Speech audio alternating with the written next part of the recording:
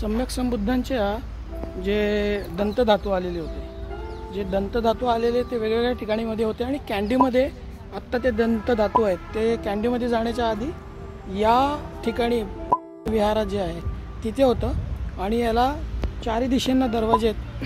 हा एक दरवाजा आहे, हा जो दिसतोय हा दरवाजा आहे. प्लस मी या भागातून आलो, इथे सुद्धा एक दरवाजा आहे. अशी चारी दिशेंना 4 दरवाजे असतात अशी बौद्ध धर्मामध्ये मान्यता आहे आणि तेच आपल्याला बघायला मिळतं. हे अतिशय प्राचीन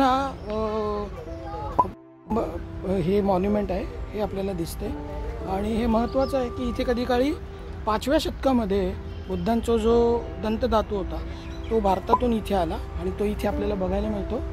आणि आपल्याला आपल्या लेण्यांवरती जे मूनस्टोन बघायला मिळतं, म्हणजे चंद्रशिला बघायला मिळते, ती इथे अतिशय चांगल्या अलंकृत बघायला मिळते. श्रीलंकेतला हा अत्यंत महत्त्वाचं ठिकाण आहे.